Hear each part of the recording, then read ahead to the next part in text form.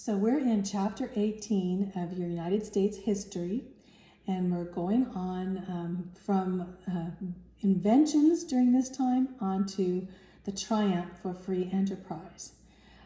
Capitalism was the economic system where individuals are free to follow economic pursuits as they see fit, and the free enterprise is another name for capitalism, and basically focused on the individual rather than the government to make something of yourself.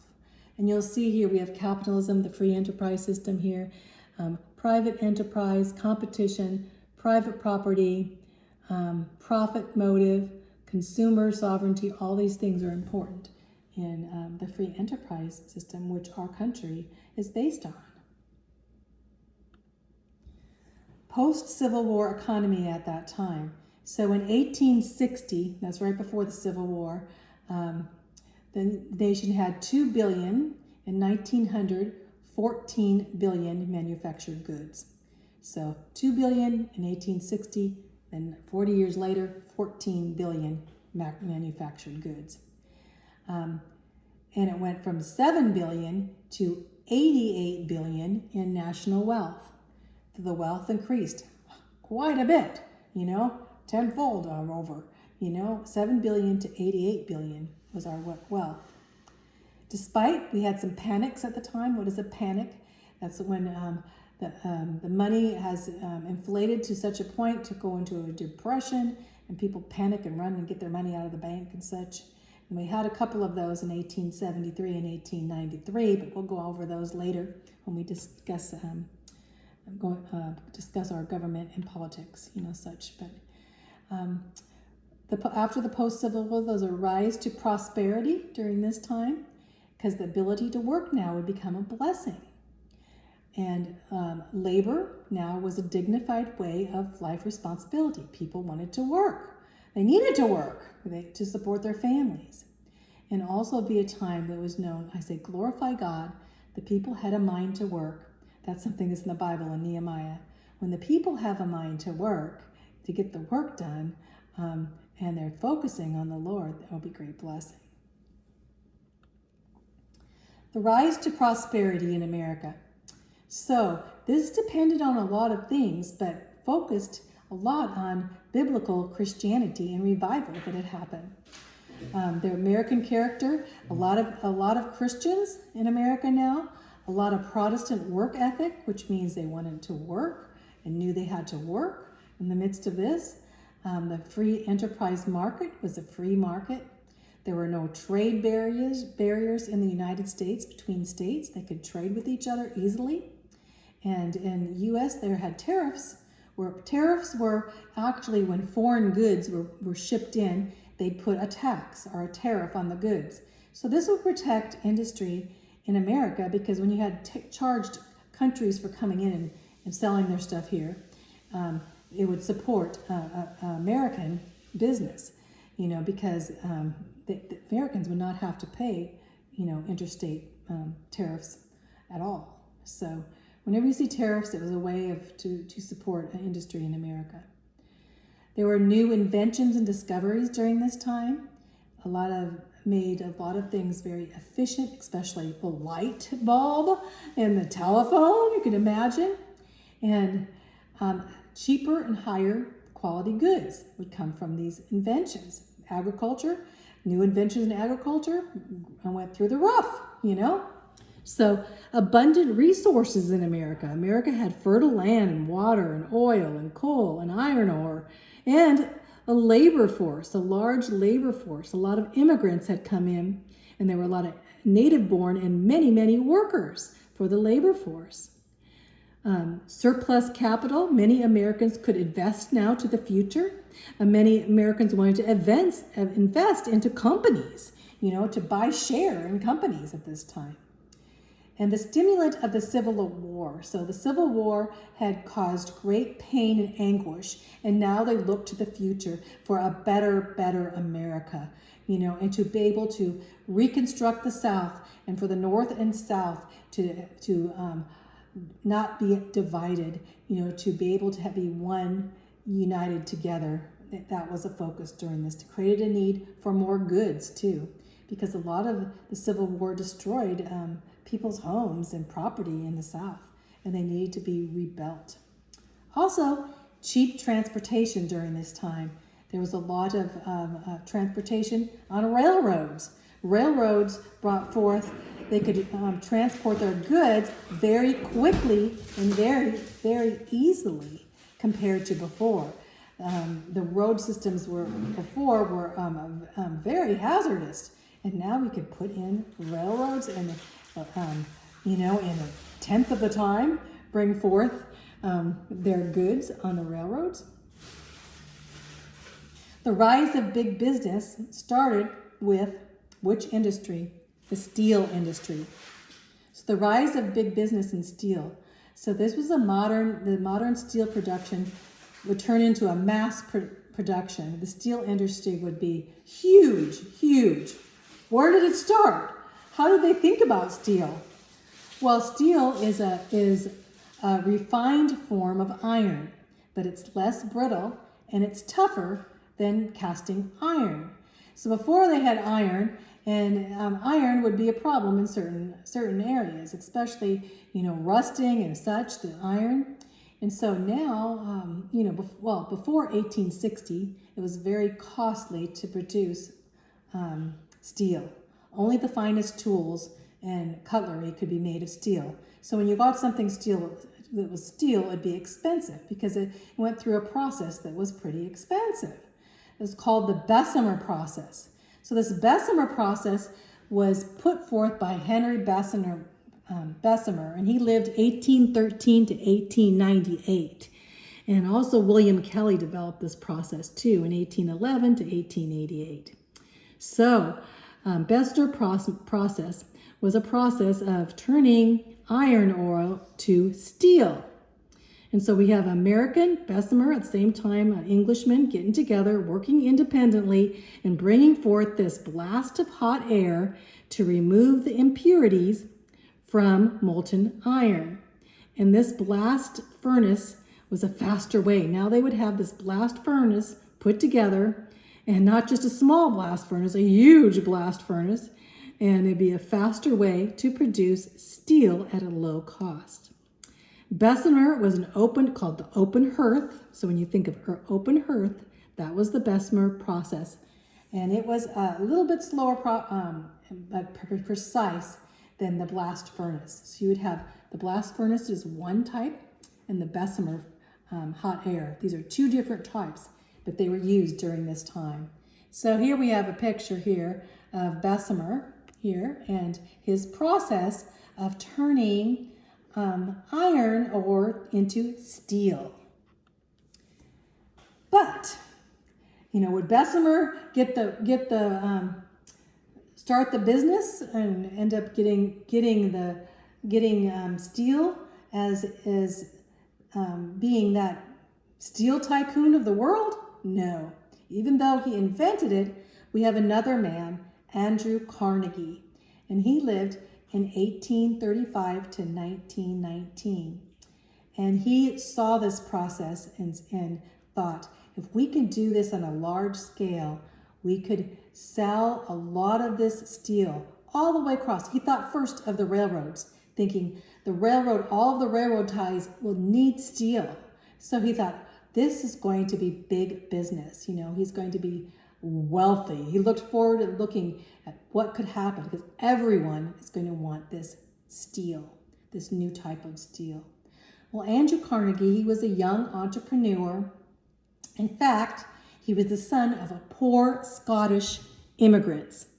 So he came from Scotland, and he came to America with his parents, and he began his career at age 13.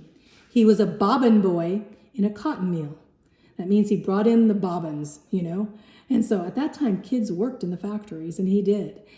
He got $1.20 a week. So $1.20 a week. That's how much he made. Can you think if you went to work for $1.20 a week? That's what he did as a bobbin boy. So then he went from that point and became a telegraph messenger and a telegraph operator. These are just, he needed to get a job, really. But everything he did, he would prosper at. On to becoming an assistant to the Pennsylvania Railroad Company at age 25. He was 25 years old then. He worked for the railroad company. That's when he saw, man, we really need steel, So, but he was a railroad executive. He went from the bottom to the top, like he always did. At age 30, 5 years later, he decided to go in business for himself, building iron bridges. He thought, we need to take steel and iron, we need to build iron bridges. But he never thought, he thought of the Bessemer process, and then he thought, this could be a wave of future. We're going to need steel for iron bridges. So he's going to put together the Carnegie Steel Company, the huge tycoon of wealth. He would become one of the richest, if not only the richest, one of the two richest tycoons, I should say, in America, businessmen in America, worth would be billions these days. So he was basically looked at being a leading producer of iron and steel in the U.S. So he charged lower rates and bought out all of the other small companies that were producing steel. And Carnegie not only would own the companies, but he also would go and buy the coal and iron mines. So he'd buy the mines. If you had a coal and iron mine, he'd go and buy the mine. And he would also buy the steamships that would have to transport the steel. And the barges, he would buy barges, and then he started even buying railroads. So he was becoming a monopoly not only in steel, but also in owning the mines and the steamship and the barges. Anything that had to do with the production of steel, he went in to own it for himself so he wouldn't have to pay for these processes. In 1893, that was a depression year, when everybody else in the country was depressed in their money, and he profited over $3 million. You got to look, $3 million back then was more like a 3 billion, or I don't know. It'd be a lot more today's. But he profited over $3 million. In 1900, he profited $40 million. Huge amount. And then towards the end of his life, he'd sell part of this to a banking entrepreneur, businessman named J.P. Morgan. I'm not always really fond of J.P. Morgan because he had ties to the banking system in Britain and in Europe with the Rothschilds, who wanted to control everything, including J.P. Morgan. But J.P. Morgan lived 1837 to 1913, and he started organizing the U.S. Steel Corporation, becoming extremely wealthy. He controlled over half the steel production from ore to market then, and he would give Carnegie, the owners of Carnegie received $492 million of profit. And half of that money, of $492 million, went directly to Andrew Carnegie. So went to Carnegie. Carnegie then wrote what's called the Gospel of Wealth. He's the wealthiest man in the world. He said, wealthy men should voluntarily distribute their supplies for general welfare of mankind. He had so much money, and then he thought, you know what? what am I going to do with my money? I need to start giving donations or giving money. And we'd call the very wealthy men that did that back then, they'd be philanthropic or philanthropies. So they would basically use these endeavors, would be funded by Carnegie's institution, and in Washington in the East and such, and he would give money to different things. He funded a lot of libraries. He was really into libraries, let's just say that. He was really into organs, so he went to churches and put together organs for churches, and he gave a lot of his wealth for a lot of different causes. I have to say something about Carnegie. Carnegie was not a Christian.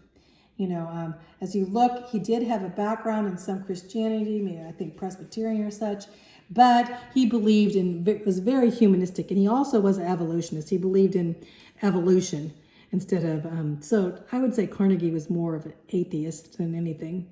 Although as he got more wealthy, he brought him farther away from seeking God, so I'm not saying he didn't come to the Lord at the end of his life, but, the stories go, even his daughter, he didn't leave much to his daughter, and even though he was extremely wealthy, so he had some problems, let's just say that. But he did give a lot of his money away to good causes, so when I think of Andrew Carnegie, I think, oh my goodness, if he only knew the Lord, I just kind of feel sad about that, becoming extremely wealthy and not knowing the Lord. Our life is a vapor, but we have eternity, right? So Carnegie was also really involved in Freemasons, which is pretty much cult-like. And back then, Freemasons, I'm not going to go over that now, but they were linked to the Rothschilds and J.P. Morgan, these big banking companies that wanted to control the world, really. So it got into the New World Order and all that stuff. That's Andrew Carnegie. Now, another big entrepreneur, and we're going to talk about another product after steel, was oil. And oil would become a very valuable commodity, oil. Because prior to 1859, prior to the Civil War, oil was a nuisance.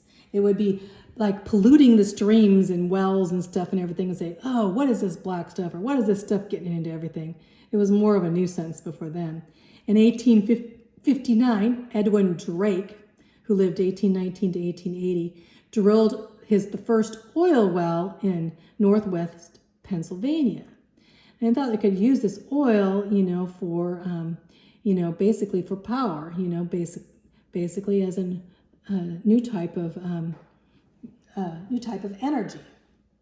And so Drake drilled this first oil well. Drake did not become wealthy, but the nation's first oil boom would start, and the farms and the cities now would start drilling for oil, thinking we can use oil, as, for lighting purposes and a lot of different purposes, for a valuable commodity.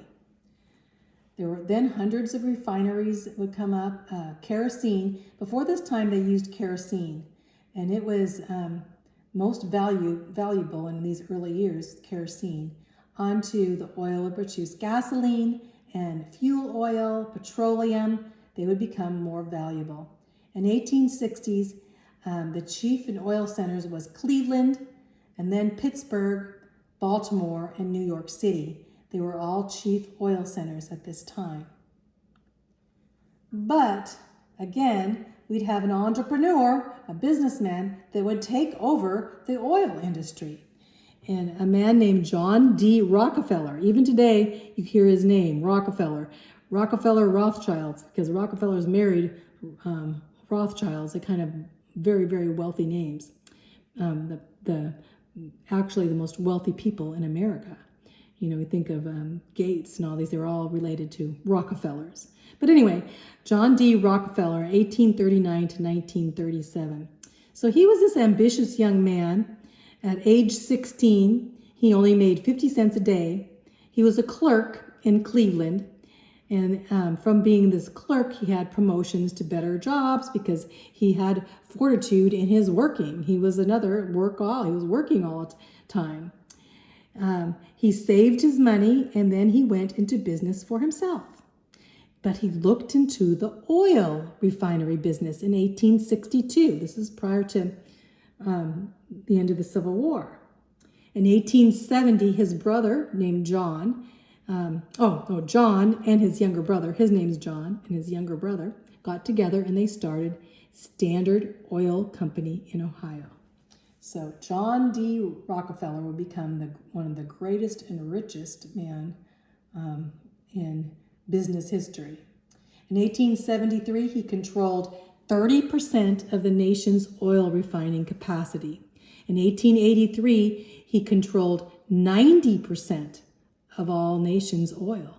So from 1873, 10 years, he ended up going to control from 30% of the nation's oil to 90% of the nation's oil. What does he say here? Don't be afraid to give up good to go for the great. Yeah. John D. Rockefeller. Oil. Just think of Standard Oil. Standard Oil, Rockefeller. So his oil company called Standard Oil put together lower prices, and so he actually worked other businesses and bought them up and put them out of business, any oil companies. And he raised his prices in one area to give up competition in another area. So he'd raise them prices and lower prices they saw so he could end up buying up the oil companies. And also the railroads would pay them rebates too. So he's using these railroad rebates in the midst of the oil industry. In 1882, Rockefeller went to Standard Oil Trust. And this trust became a monopoly and controlled the oil in America. This company dominated the production, transportation, and refining process. Remember, just like Andrew Carnegie, John D. Rockefeller would go in and buy up anything that had to do with oil. In fact, even the railroads, transportation, anything to do with the refining process in the midst, and he'd buy up these oil where the oil was drilled. So he was a major distributor of refined oil in the world. His assets at that time were $1 billion. I don't know how much they'd be today. You can look at much more. Consider this, we're considering the 1800s. He was worth $1 billion. Oh my goodness. And he was the richest man in the world.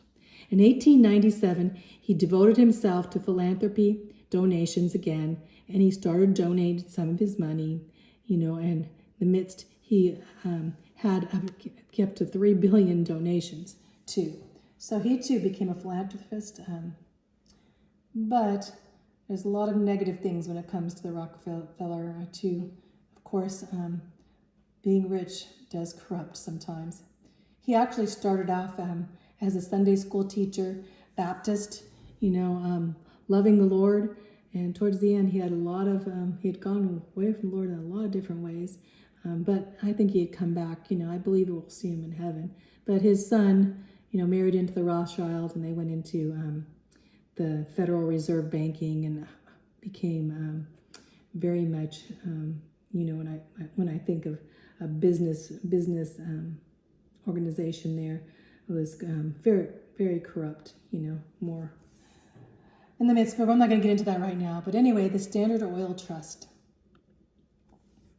The contributions of captains of industry, John D. Rockefeller and Andrew Carnegie, provided for thousands of jobs, and they stimulated industry. That's amazing. They did that. Rockefeller, again, was a Baptist Sunday school teacher. J.P. Morgan was Episcopalian, and he did build charities and hospitals. Cyrus McCormick, remember him from agriculture? He was a Presbyterian and gave much to Presbyterian ministries. And many founded colleges and universities.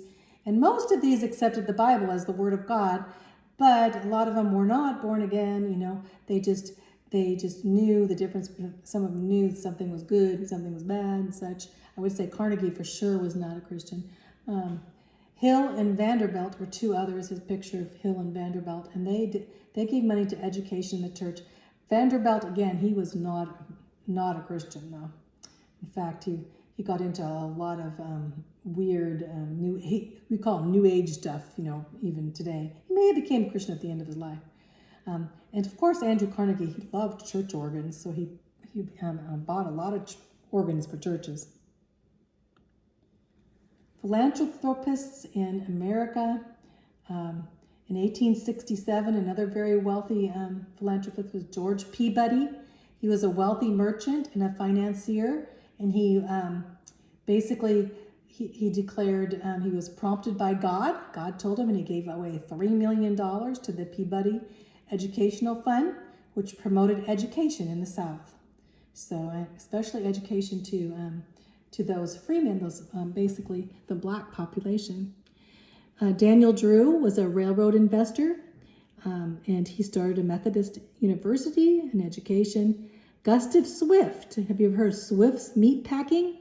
Invested into many Christian endeavors. He was a dynamic Christian. Gustav Swift, or Gustavus Swift. Philip Armour, Armour Meatpacking, and he gave tons of Christian donations.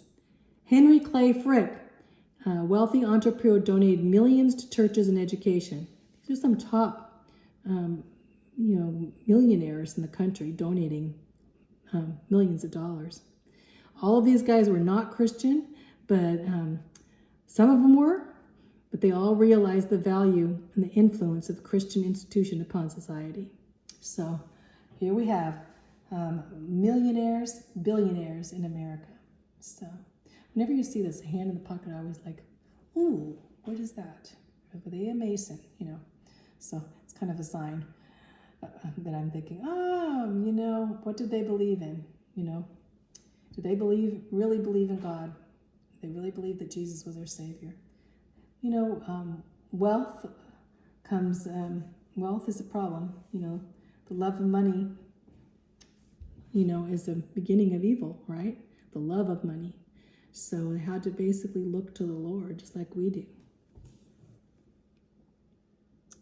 So let's stop there.